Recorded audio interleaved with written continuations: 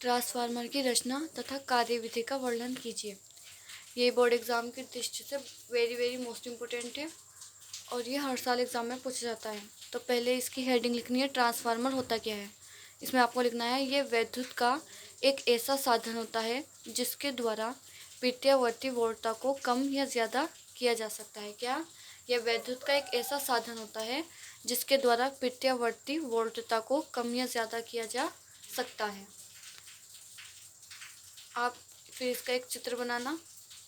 इसमें ये लोहे की क्रोड है, पतले लोहे की क्रोड, जो ये लाइन आ रही है, और ये प्राथमिक कुंडली है, ये द्वितीय कुंडली है। इसको हम प्राथमिक कुंडली को पी मानेंगे, इसको एस मानेंगे, और ये इस साइड जो है ये एसी स्रोत है। आप इसको बना लेना। फिर इसका लिखेंगे सिद्धांत। इसके सिद्धांत में लिखेंगे हम, ट्रांसफार्मर अन्योन्य प्रेरण के सिद्धांत पर ही कार्य करता है। यह प्रत्यावर्ती वोल्टता के लिए ही कार्य करता है, निर्दिष्ट वोल्टता प्रवाहित करने पर यह कार्य नहीं करता है। इसमें 3 पॉइंट है। पहला पॉइंट आपको ध्यान रखना है कि अन्योन्य प्रेरण के सिद्धांत पर कार्य करता है। सेकंड, प्रत्यावर्ती वोल्टता के लिए ही कार्य करता है। थर्ड, निर्दिष्ट वोल्टता प्रवाहित करने पर यह कार्य नहीं करता है। सिद्धांत में इसका इतने लिखना है। फिर लिखना है, ट्रांसफार्मर 2 प्रकार के होते हैं। फिर इसके प्रकार लिखने हैं कि ट्रांसफार्मर कितने प्रकार के होते हैं। तो ट्रांसफार्मर 2 प्रकार के होते हैं। नंबर 1 उच्चाई ट्रांसफार्मर और नंबर 2 होता है अपचय ट्रांसफार्मर। आपको सिर्फ इसका फर्स्ट वाला याद करना है और जो इसका सेकंड है वो इसका अपोजिट है। जैसे फर्स्ट है, यह नियम प्रत्यावर्ती वोल्टता को उच्च प्रत्यावर्ती वोल्टता में परिवर्तित कर देता है। क्या? यह निम्न का मतलब होता है कम। यह निम्न प्रत्यावर्ती वोल्टता को उच्च प्रत्यावर्ती वोल्टता में परिवर्तित कर देता है। और इसका NS और ये NP। NS क्या होता है? निर्गत शक्ति, और P होती है निर्वात की शक्ति, P होती है निवेशी शक्ति। फिर होता है अपचय ट्रांसफार्मर, ये इसका अपोजिट है। ये उच्च प्रत्यावर्ती वोल्टता को निम्न प्रत्यावर्ती वोल्टता में परिवर्तित कर देता है।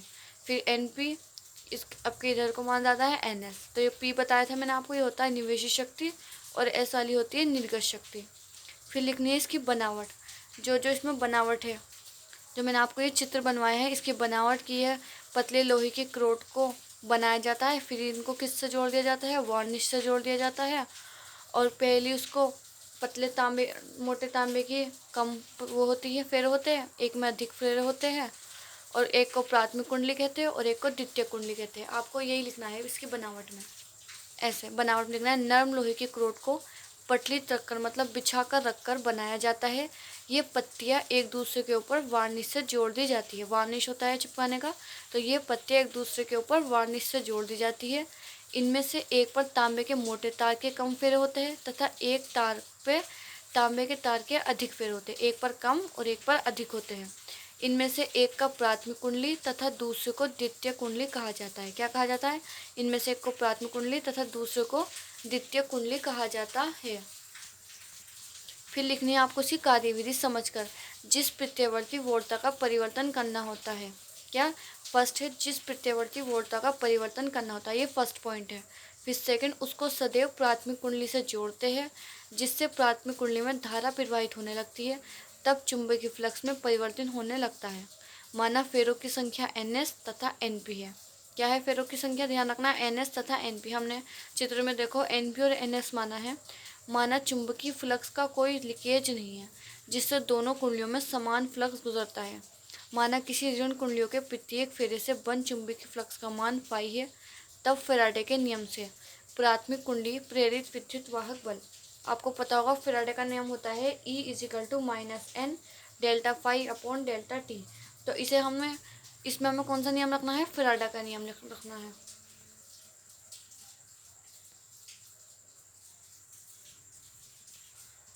प्राथमिक कुंडली के लिए हम फैराडे का नियम क्या रखेंगे? सर्वप्रथम E, ये फैराडे का नियम होता है, -N, P है तो P लगा देंगे। ये कौन सी होती है? P निवेशी शक्ति। फिर लिखेंगे डेल्टा फाई अपॉन में डेल्टा T, और इसको क्या मान लेंगे हम? इसको मान लेंगे हम समीकरण 1।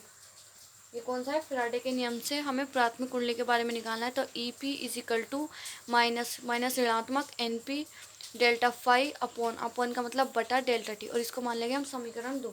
उसके बाद हम लिखेंगे द्वितीय कुंडली के लिए, क्या लिखेंगे, द्वितीय, इसमें प्राथमिक और तृतीय कुंडली दी है तो लिखेंगे द्वितीय कुंडली। हमारे चैनल कक्षा 12th वालों के लिए है।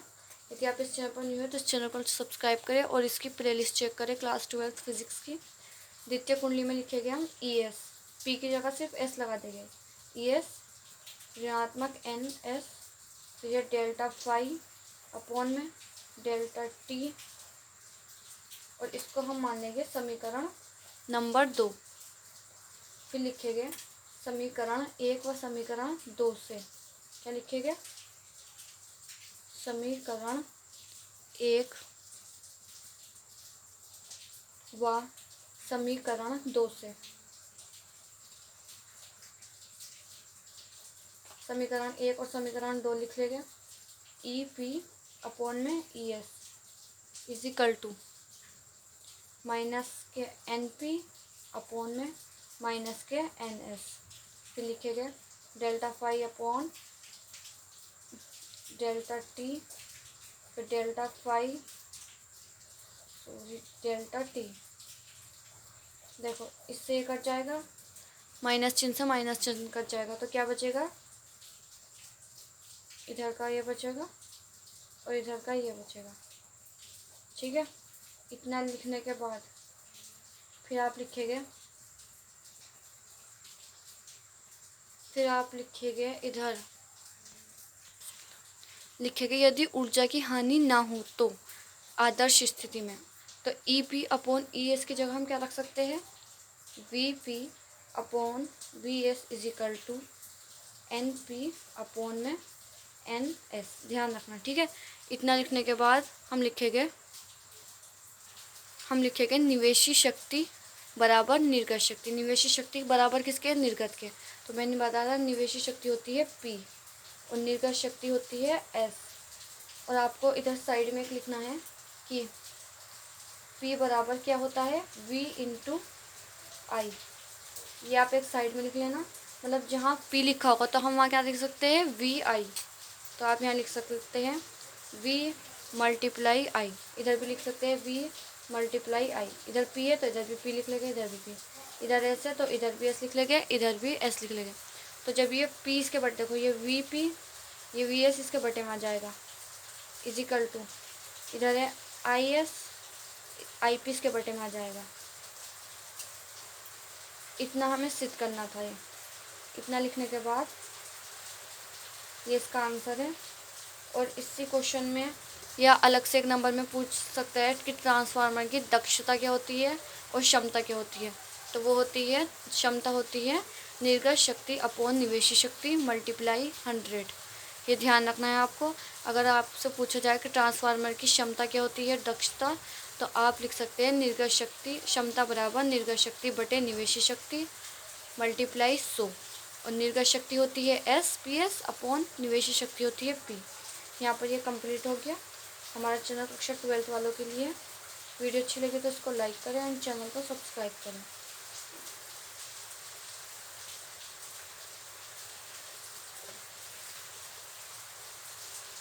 आप ऐसे भी लिख सकते हैं